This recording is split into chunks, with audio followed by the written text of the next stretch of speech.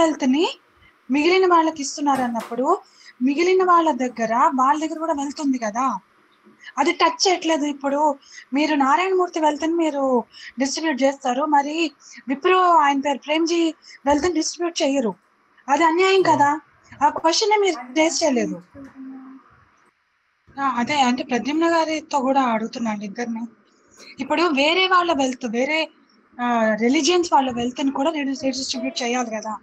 If they are rich, ఇప్పుడు only హిందువుల్లోనే cost system అది ఇది వదిలేండి, కాస్ట్ సిస్టమ్ లేని ఆయన దృష్టిలో అంతా ఈక్వల్ గా ఉన్న వేరే రిలీజియన్స్ లో కూడా సూపర్ రిచ్ ఉన్నారు, యావరేజ్లీ రిచ్ ఉన్నారు, పూర్ ఉన్నారు, అందరూ ఉన్నారు. మరి అందరి వెల్త్ ఈక్వల్ కాదా?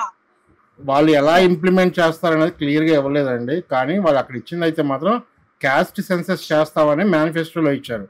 సో జనరల్గా ఇన్ జనరల్ క్యాస్ట్ అనేది హిందువుల గురించి మాత్రం మాట్లాడుతున్నట్టు. ఆ పాయింట్ ఆయన ప్రద్యుమ్న గారు యాక్సెప్ట్ చేయట్లేదు. హిందువుల గురించి ఎక్కడ ఉందా అన్నట్టుగా మాట్లాడుతున్నారు. మళ్ళీ దాని క్యాస్ట్ గురించి మాట్లాడితే మనస్ఫూర్తి తీసుకొచ్చారు టాపిక్ లోకి. నేను అన్నది మీరు ప్రేమ్జీ గారి వెల్త్ ని ఏం చేస్తారని అడగలేదు. మీరు అజీం ప్రేమ్జీ వెల్త్ ని ఏం చేస్తారు అని అడగలేదు. మీరు ప్రద్యుమ్న గారు ఉంటే మీరు ఆన్సర్ చేయండి. అజీం ప్రేమ్జీ గారి వెల్త్ ఆయన దగ్గర పెట్టుకోవాలా అండి? నా వెల్త్, నా దగ్గర ఒక పాక ఉంది, ఊరి పాక, నేను ఒక అదేంటి ఎస్సీ ఎస్టీ వర్గానికి చెందిన దాన్ని, నా వెల్త్ తీసేసుకుంటారా? లక్ష్మి గారు యాక్చువల్గా అంటే మీ క్వశ్చన్కి నార్మల్ టెక్నికల్గా ఆన్సర్ చేయాలంటే బేసికలీ ఇప్పుడు వక్ఫ్ బోర్డు ఉంది కదండి, వక్ఫ్ బోర్డు క్రియేట్ చేసిందే ముస్లిం వెల్త్ని బయటికి పోకుండా ఉండడం కోసం అనమాట. ఎందుకో తెలియదు కానీ ఐ మీన్ కాన్స్టిట్యూషన్ మేకర్స్కి, కాంగ్రెస్ పార్టీ పీపుల్కి స్వాతంత్రం వచ్చిన దగ్గర నుంచి ముస్లిమ్స్ అంటే సెపరేట్ ప్రేమ ఎందుకుందో మరి అది అర్థం కాదు. అంటే మేబీ ఆ ఉన్నత వర్గాల్లో వాళ్ళు ఉండబట్టి, అంటే అబుల్ కలాం ఆజాద్ ఇలాంటి పెద్ద పెద్ద క్యాండిడేట్స్ అందరూ అక్కడ ఉండడం వల్ల ఏమో బేసికలీ వక్ఫ్ యాక్ట్ ఎందుకు క్రియేట్ చేశారంటే ఇస్లాంలో షరియా ప్రకారం ఎవరన్నా ఎయిర్స్ లేకపోతే, అంటే వారసులు లేకపోతే, అంటే యాక్చువల్గా మేలు వారసులు ఉన్నారు అనుకోండి, ఇద్దరు ఫర్ ఎగ్జాంపుల్ ఇద్దరు అన్నదమ్ములు ఉన్నారు, ఉన్నారు కదా, సో దాని ఇంటెన్షన్ ఏంటంటే ముస్లిం వెల్త్ ని ముస్లిం కమ్యూనిటీతోనే ఉంచడం అనమాట. సో కాబట్టి మీరు వెల్త్ డిస్ట్రిబ్యూషన్ అన్నా మరొకటన్నా అది హిందూస్ మాత్రం అప్లికబుల్ తప్ప ముస్లిం వెల్త్ ని టచ్ చేయరు. అది సో అది చెప్పారండి కేటగిరికల్లీ వాళ్ళు. అదేనండి, అది చెయ్యరు. ఎందుకు అంటే అది కాన్స్టిట్యూషనల్ రైట్ గా ట్రీట్ చేస్తున్నారు. అది ఎక్కడ కాన్స్టిట్యూషన్ లో లేదు, బట్ ఎప్పటి నుంచో ఉన్న ప్రాక్టీస్ కాబట్టి, ప్లస్ వాళ్ళకి ఆ బెనిఫిట్ ఉంచాలి కాబట్టి వాళ్ళని ఎంపవర్ చేయడానికి కంకణం కట్టుకుంది కాంగ్రెస్ సంహౌ. సో అందుకని వాళ్ళని టచ్ చేయరు ఎప్పుడు. ఏమండి ఇంక అసలు ఇది కాదండి, పచ్చిగా చెప్పాలంటే హిందువుల్లో అగ్ర కులాల సంపదని నిమ్న కులాలకు పంచుతారండి. ఆ నిమ్న కులాల్లో కూడా కన్వర్టెడ్, వీళ్ళంత ఎక్కువ మంది కన్వర్టెడ్ అయ్యి ఉన్నారు చూసారు, అలాంటి కులాలకు పంచుతారండి. సో దట్ ఫైనల్ గా ఇనఫ్ ముస్లిమ్స్, ఇనఫ్ క్రిస్టియన్స్ ఎంత ఉంటారంటే హిందువులు వన్ థర్డ్ అయిపోతారండి. అది కంప్లీట్ గా Congress target, Congress long term mission, agenda, goal అన్ని అవి. ఓకేనా? సో మీరు ఇంకా ఇది ఈ స్టేట్మెంట్ ని బ్లటెంట్ గా తీసుకొని మిగతా అన్ని యాక్షన్స్ అందులో ఫిట్ చేసుకోండి, పర్ఫెక్ట్ గా ఫిట్ అవుతాయి అంతే. ఇప్పుడు మీకు కడుపు మంటది, మీరు ఇంకా ఎస్సీ ఎస్టీ దళిత్ అంటున్నారు, నిజానికి వాళ్ళకి వెళ్తాయి. బేసికలీ మీరు ఒక పూర్ బ్రాహ్మిన్, ఓకే అయితే చచ్చారే. మీరు ఒక పూర్ బ్రాహ్మిన్ ఒక జస్ట్ ఒక గుడిలో వెళ్ళి గట్టిగా రోజు 10 మంది రారా గుడికి వెళ్ళి మీరు చేసుకుంటారు, పూజలు చేసుకుని వస్తారు, దాని మీద మీ ఫ్యామిలీని పోషించుకుంటున్నారు, మీకు గట్టిగా ఒక ఇల్లు ఉంది అంతే, మహా అయితే అంతే. ఇంట్లో 2 ఆడపిల్లలు లేకపోతే 2 మగపిల్లలు ఉన్నారు, సో వాళ్ళకి కష్టపడి చదువుకుంటున్నారు. సో ఇప్పుడు మీకేంటంటే తాతల కాలం నుంచి ఎక్కడి నుంచైనా ఏదైనా వంశపారంపర్యంగా ఏదైనా ల్యాండ్ గిండి వస్తే రేపొద్దున్న దాన్ని వాట్ ఎవర్ వాళ్ళు పెట్టుకున్న మెజర్మెంట్స్ దాటి ఉంటే తీసుకెళ్ళి లోపల వేసేస్తారు, అంటే ఆ కేటగిరీలో వేసేస్తారు. తీసుకెళ్ళి పక్కనే ఆల్రెడీ కన్వర్టెడ్ అయిపోయిన ఒక పర్సన్ ని ఎస్సీ అని కారణంగానో ఎస్టీ అని కారణంగానో ఆయనకి ఇచ్చేస్తారు. సో అదనమాట, అది వెల్త్ రీడిస్ట్రిబ్యూషన్ అనమాట. ఈ ట్యాక్స్ ఏదైతే ఉందో దానికి ఎవరు అతీతం కాదండి. ఈ క్యాస్ట్ సెన్సస్ అనేది ఒక డిఫరెంట్ ఎంటిటీ. తర్వాత ఈ మీరు ఏదైతే చెప్తున్నారో వెల్త్ రీడిస్ట్రిబ్యూషన్ అని, అది వేరే ఎంటిటీ. ఈ క్యాస్ట్ సెన్సస్ ఎందుకంటే సమాజంలో ఎంతమంది ఏ వర్గంలో ఉన్నారు వాళ్ళకి తగిన వాళ్ళని మెరుగుపరచడానికి పథకాలు అవి ఏవైతే ఉన్నాయో వాటిని ఒకసారి సవరించుకోవడానికి ఈ క్యాస్ట్ సెన్సస్ అనేది క్యాస్ట్ బేస్డ్ సెన్సెస్ లో అందరినీ లెక్క పెడతారండి. ముస్లిమ్స్, క్రిస్టియన్స్ మీరు క్యాస్ట్ లో లేరు కాబట్టి మిమ్మల్ని మేము సెన్సెస్ లో తీసుకోము అని ఉండదు. మొత్తం జనాభాకి సెన్సెస్ ఉంటుంది. ఆ సెన్సెస్ లో ఎవరెవరు ఏ క్యాస్ట్ అనేది ఒక వాళ్ళకి తగినట్టుగా వాళ్ళ పథకాలు అనేది రివైజ్ చేయడము, ఎక్కువ మంది మంచి పొజిషన్ లో ఉన్న వాళ్ళకి ఉన్న పథకాలు ఎక్కువ అనిపించినాయి అనుకోండి, వాటిని తగ్గించడము, లేదంటే ఒక వర్గానికి తక్కువ పథకాలు చేరుతున్నాయి అని తెలిసింది అనుకోండి, వాళ్ళకి పెంచడము, అలాంటివి చేస్తారు. అలాగే ఈ ట్యాక్స్లు అనే వాటికి రిలీజియన్ తో సంబంధం లేదండి. They have to pay taxes. Muslims, Christians, every religion has to pay taxes irrespective of their religion. మీరు ఇప్పుడు ఒక మాట అన్నారు కదండి, every religion has to pay taxes అని. టెంపుల్స్ కడుతున్నాయి, ఏ చర్చ్ కానీ మసీద్ కానీ కట్టట్లేదు కదా, ఇప్పుడు ఆల్రెడీ ఉన్న సిస్టమే కదా అది. ఇప్పుడు కొత్తగా మీరు తెచ్చే సిస్టంలో కూడా మేము కట్టాల్సిన అవసరం లేదు, ఏ ఒక్క మతం వల్ల సపరేట్గా కట్టాల్సిన అవసరం లేదు అని మీరు ఎలా ఎక్స్ప్లెయిన్ చేయగలరు? ఆ విషయాన్ని ఎలా హామీ ఇవ్వగలరు? మేము అన్ని మతాలను ఒకేలా చూస్తాము, అందరికీ ఒకేలా ట్యాక్స్ వేస్తాము, అందరి దగ్గర ఒకేలా వెల్త్ డిస్ట్రిబ్యూషన్ చేస్తాము అని ఏ విధంగా సమర్థించగలరు మీరు? ఎందుకంటే ఇప్పుడున్న సిస్టంలో ఆల్రెడీ ఓన్లీ హిందూస్ మాత్రమే టెంపుల్స్ మీద ట్యాక్స్లు కట్టుకుంటున్నారు, చర్చిల మీద కానీ మసీదుల మీద కానీ కట్టట్లేదు. నాకు ప్రశ్న తర్వాత లక్ష్మి గారిని మాట్లాడినామండి. లక్ష్మి గారు మాట్లాడండి, దాని తర్వాత ఆయన ఎక్స్ప్లెనేషన్ ఇస్తారు ప్రద్యుమ్న గారు. ప్రద్యుమ్న గారు, నా డౌట్ ఏంటంటే కాన్స్టిట్యూషన్ ప్రకారము ముస్లిమ్స్ కి, క్రిస్టియన్స్ కి క్యాస్ట్లు ఉన్నాయా అండి? రికగ్నైజ్ చేస్తుందా కాన్స్టిట్యూషన్ ముస్లిమ్స్ లో ఉన్న క్యాస్ట్లని, క్రిస్టియానిటీలో ఉన్న క్యాస్ట్లని, ఓన్లీ హిందూస్ లో ఉన్న క్యాస్ట్లని రికగ్నైజ్ చేస్తుంది? So there is no question of caste in any other religion except for Hinduism. So how do you say అందరినీ ఈక్వల్ గా ట్రీట్ చేస్తారండి అని ఎలా చెప్తారు మీరు? What is the basis for the statement? ఇప్పుడు నా క్వశ్చన్ లక్ష్మి గారి క్వశ్చన్ అయిపోయింది కదండి. ఒక్కసారి సత్య గారు కూడా హ్యాండ్ రైజ్ చేశారు. సత్య గారు ఒక్కసారి మీరు ఏమైనా అడగాలనుకుంటే అది కూడా క్వశ్చన్ యాడ్ చేయండి, ఆయన ఆన్సర్ చెప్తారు. అదేనండి, ఇప్పుడు మీరు ట్యాక్స్ కి ఏ రిలీజియన్ లేదు, ఎవరైనా కూడా ట్యాక్స్ కట్టాలి అని అన్నారు కదా, బాగుంది. మరి ఇప్పుడు వీళ్ళు అంటే మీరు యూసీసీని సపోర్ట్ చేస్తున్నారండి, లేకపోతే అంటే ఇప్పుడు ఈ ట్యాక్స్ కట్టడము అన్నది will that come under civil or criminal code? ఇప్పుడు ఇన్హెరిటెన్స్ ట్యాక్స్ లేకపోతే ఇవన్నీ కూడా సివిల్ దీని కిందకి వస్తుందా అండి, లేకపోతే క్రిమినల్ దాని కిందకి వస్తుందా? ఇప్పుడు క్రిమినల్ దాని కిందకి అనుకోండి, ఇర్రెస్పెక్టివ్ ఆఫ్ రిలీజియన్ మొత్తం ఒకటే, ఏదైనా కూడా ఒకటే రూల్ ఉంటుంది, ఒకటే యాక్ట్ ఉంది, ఒకటే ఇది ఉంటుంది. సివిల్ దగ్గరకు వచ్చేటప్పటికి అలా లేదు. ప్రస్తుతం ఉన్న పరిస్థితుల్లో, ప్రస్తుతం ఉన్న కాన్స్టిట్యూషన్ ప్రకారం సివిల్ దగ్గరకు వచ్చేటప్పటికి అలా లేదు. సో మీరు ఆర్ యు సపోర్టింగ్ యూసీసీ అంటే ఇప్పుడు? ఓకే మేడం, ప్రశ్న అర్థమైంది. ప్రద్యుమ్న గారు 3 ప్రశ్నలు వచ్చాయండి, 3టికి మీరు సమాధానం చెప్పగలను అనుకుంటే చెప్పండి. ఓకే అండి, ఫస్ట్ నేను సత్య గారు అడిగిన క్వశ్చన్ కి ఆన్సర్ చేస్తానండి. ఓకే. ఈ యూసీసీ అన్న దాంట్లో మెయిన్ డిఫరెన్స్ ఎక్కడ వస్తుందంటే, కల్చరల్ థింగ్స్ లో మాత్రమే ఇన్వాల్వ్మెంట్ ఉండకూడదు అనేది ఒక వాదన. లేదు, అన్ని లైక్ లాస్ వీటన్నిటిలో కూడా యూసీసీ అమలు చేయాలి అనేది ఒక వాదన.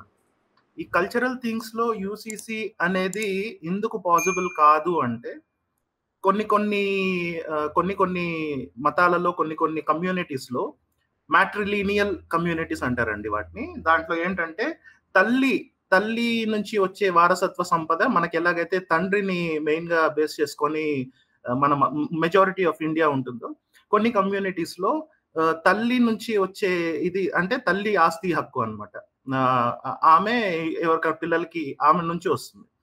సో ఇలా కొన్ని సొసైటీస్ ఉన్నాయి. ఇంకొన్ని సొసైటీస్ లో మ్యారేజ్ లాస్ మీ అందరికీ తెలిసిందే. ముస్లిం మ్యారేజ్ లాస్ డిఫరెంట్ ఉంటాయి, హిందూ మ్యారేజ్ లాస్ డిఫరెంట్ ఉంటాయి. ఇలాంటి కల్చరల్ థింగ్స్ లో ఇన్వాల్వ్మెంట్ ని యూసీసీ కాలరాస్తుంది అని వ్యతిరేకించే వాళ్ళు ఉన్నారు.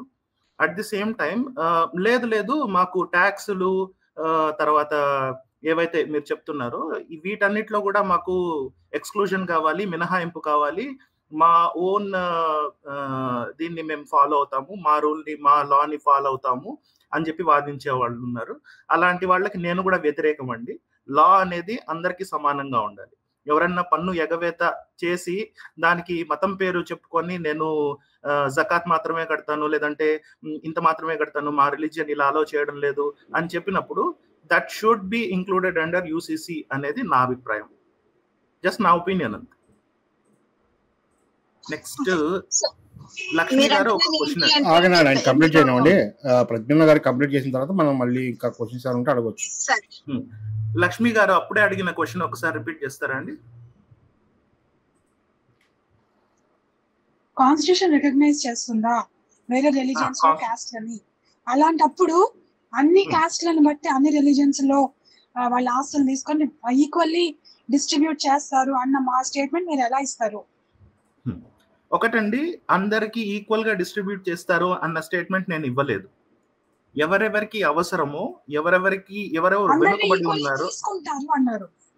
రిలీజియన్ ఏదైనా సరే వాళ్ళందరి నుంచి తీసుకుంటారు. కాదు కాదు కాదు అందరి నుంచి తీసుకుంటారు అని నేను అనింది సెన్సస్ అందరికీ ఈక్వల్ గా చేస్తారు అని చెప్పాను. మీరు తప్పుగా అర్థం చేసుకున్నట్టున్నారు. అంటే మీరు అంటే మనీ తీసుకోరు వాళ్ళ దగ్గర, మీరు కూడా ఒప్పుకుంటున్నారు అది. వాళ్ళ ఆస్తులు తీసుకోరు, వాళ్ళ ఆస్తులు తీసుకోరు.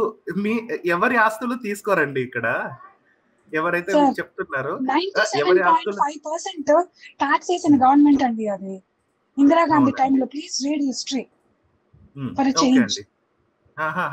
చదువుతాను, చెప్పండి. ఏం చదవమంటారు? 97.5% టాక్స్ వేసింది అమ్మగారు. కొద్ది కాలం అమ్మమ్మ గారు వేశారు. మన ప్రస్తుతం ఉన్న షహన్షాకి అమ్మమ్మ గారు వేశారు. ఇది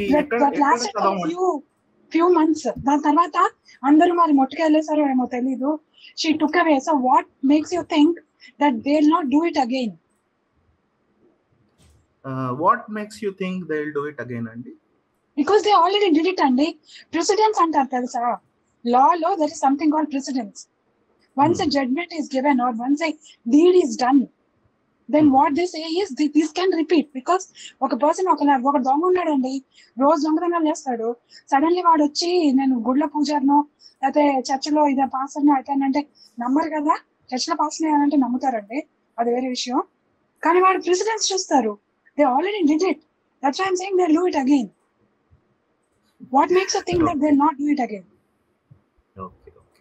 సో మీరేమంటున్నారంటే మళ్ళీ ఎమర్జెన్సీ రావచ్చు, ఎమర్జెన్సీ వచ్చిన తర్వాత 97% సంథింగ్ ట్యాక్స్ మళ్ళీ వేసే అవకాశం ఉంది అని మీరు అంటున్నారు కదా?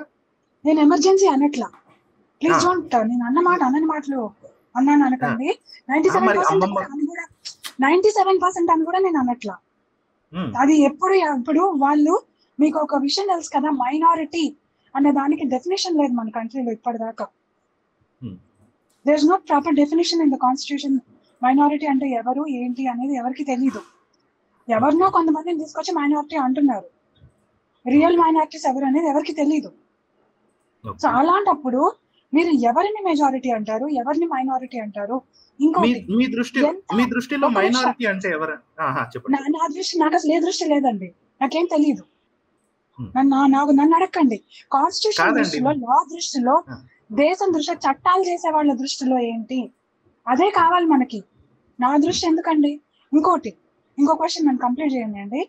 వాళ్ళు ఒకప్పుడు ఇవి చేశారు కాబట్టి ఇవి చేస్తారు అని అంటారు. ఇప్పుడు రామ మందిరం కట్టాడు మోడీ కాబట్టి ఆ జ్ఞానవాపిని కూడా కూల్ చేసి కడతాడు అని ఒక ప్రశంసన్ కి రావచ్చు.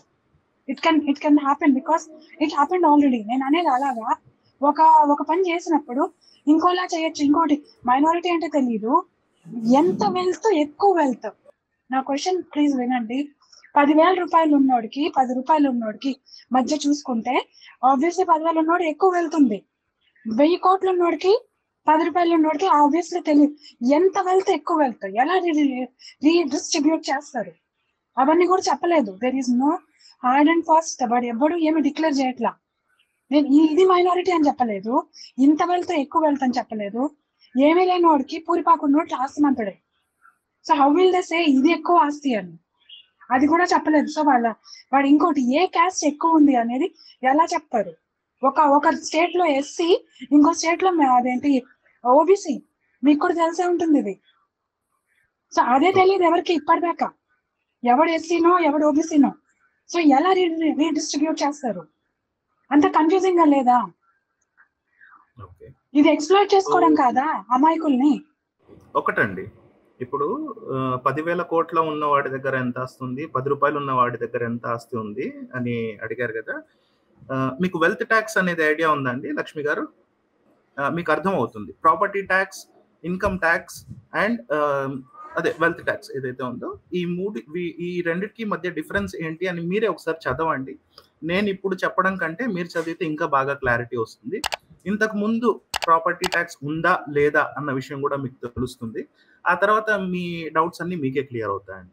రెండవది, ఈ ప్రాపర్టీ ఈ సెన్సస్ ఏదైతే జరుగుతుందో, ఈ సెన్సస్ జరిగినప్పుడు అందరి పాపులేషన్ తీసుకోబడుతుందండి. అందరూ irrespective of their caste, religion, అందరి డేటా తీసుకోబడుతుంది. వాట్లలో ఎవరెవరు ఏ కేటగిరీకి వస్తారు అనేది డివైడ్ చేసి ఒక డేటా అనేది గవర్నమెంట్ దగ్గర ఉంటుంది. నాకు ప్రశ్న అండి, మీరు ఇప్పుడు అందరికీ చేస్తాను మీరు చెప్తున్నారు, కానీ మేనిఫెస్టోలో మాత్రం క్యాస్ట్ సెన్సస్ అనేది ఇచ్చారు తప్ప సొసైటీ సెన్సస్ అని చెప్పలేదండి అక్కడ. సార్ హైందవుడు గారు సెన్సస్ అంటే ఏంటండి? సెన్సస్ అంటే తెలుసండి, క్యాస్ట్ సెన్సస్ అనేది ఏంటి? సొసైటీ మొత్తాన్ని సెన్సస్ చేస్తామని చెప్పలేదండి మేనిఫెస్టోలో, మీరు చెప్తున్నారు అలాగా. అండ్ అదొక పాయింట్. నా దగ్గర ఇంకొక క్వశ్చన్ ఉందండి. ఒక 3 జనరేషన్స్ తీసుకుందాము. ఒక హిందువు, ఒక ముస్లిం ఉన్నాడు. ఇద్దరి దగ్గర స్టార్టింగ్ లో 100 crores ఆఫ్ అసెట్స్ అనేవి ఉన్నాయి. అది ఫిక్స్డ్ కావచ్చు, మూవబుల్ కావచ్చు, ఇమ్మూవబుల్ కావచ్చు. So property tax, wealth tax రెండు ఇంక్లూడ్ అయ్యి ఉంటాయి అందులో.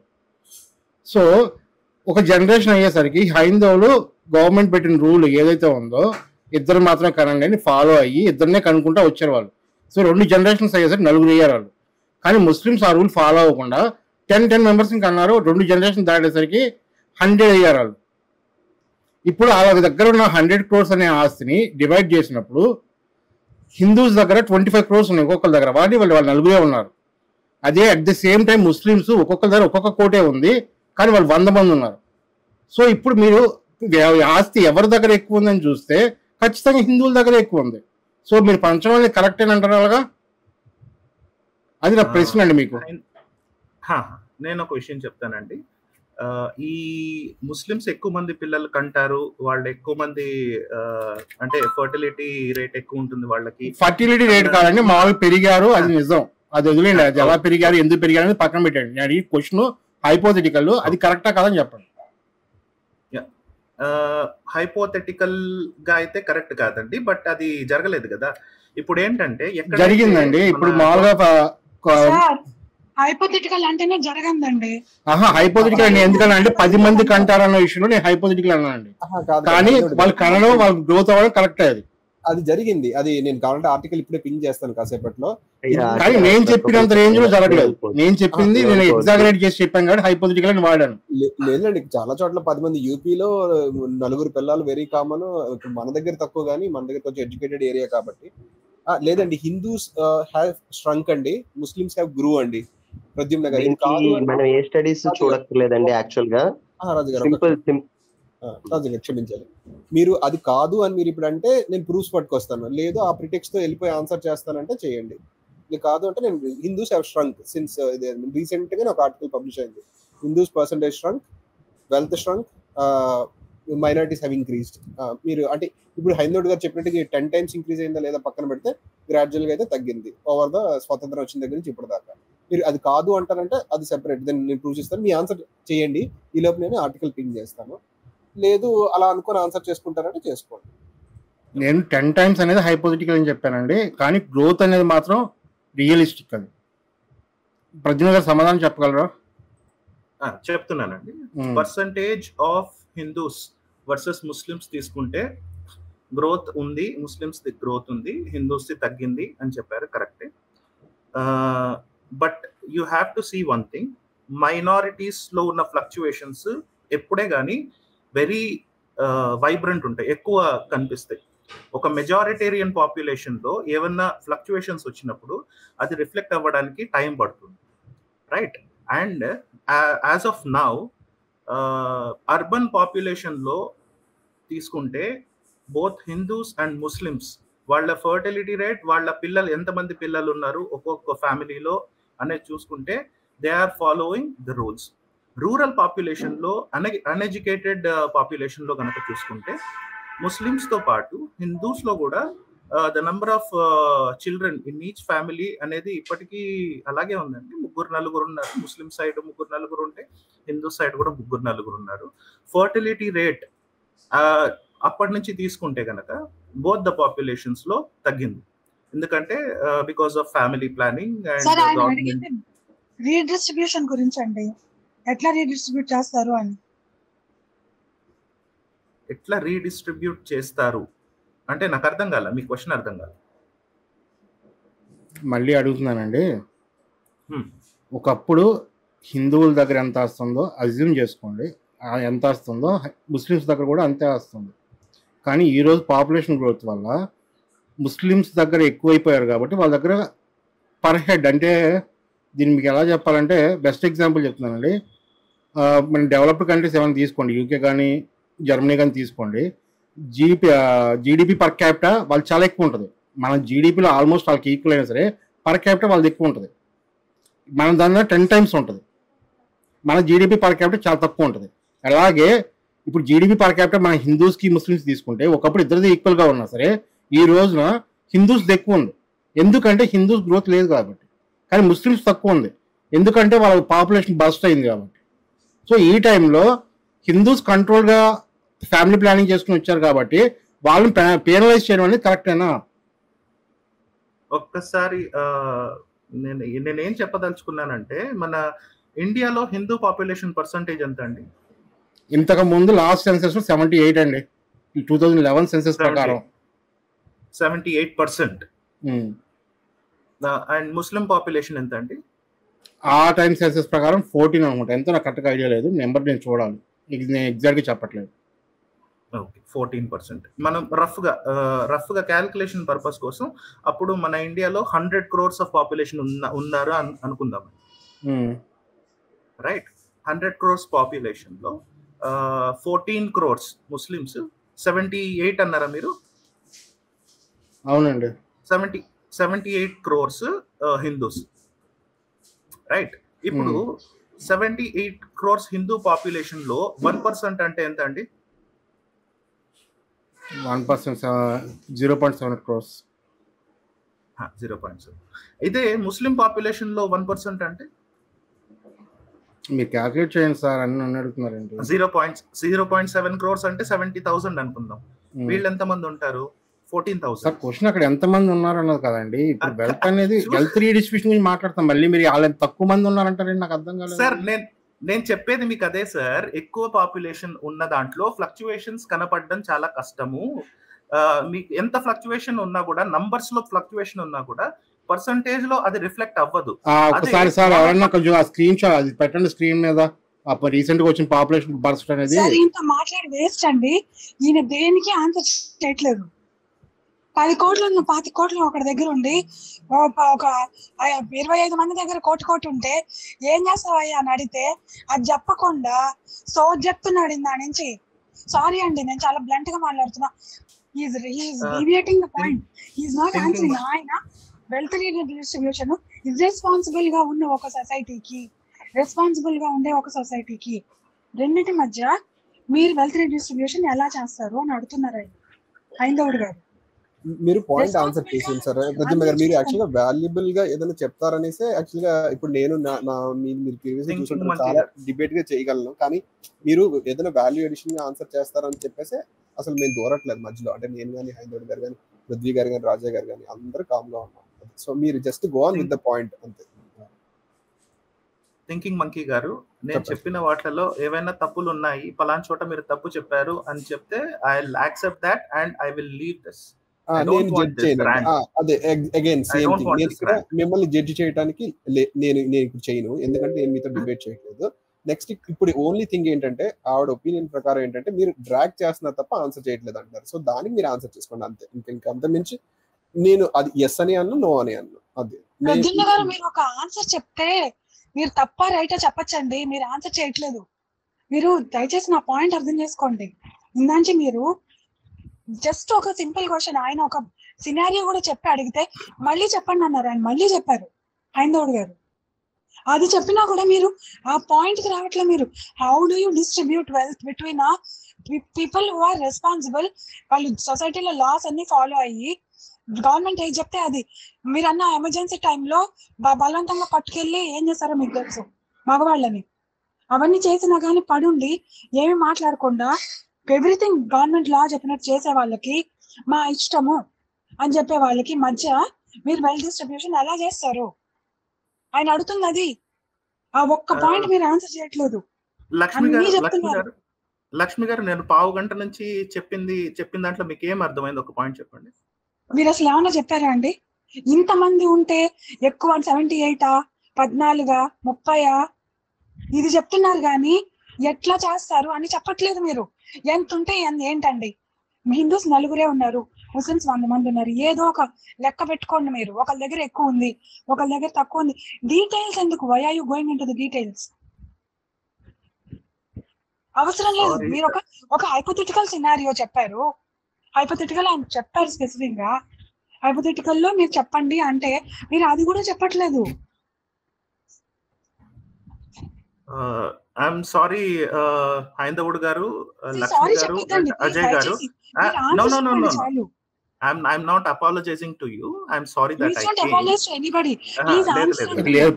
లక్ష్మి గారు ఒక నిమిషం ఆగండి, నేను మాట్లాడతాను. ప్రద్యుమ్న గారు, నేను అడిగిన క్వశ్చన్ కి మీరు కొంచెం స్ట్రైట్ గా ఆన్సర్ చేయగలరా లేదా అనేది చెప్పండి నాకు. చాలా సింపుల్ గా అడిగారు. ఇప్పుడు ఇంకో ఇదే క్వశ్చన్ మీకు ఇంకోలా అడుగుతానండి. నార్త్ ఇండియా, సౌత్ ఇండియా అని మీకు 2 ఉన్నాయి తెలుసు కదా.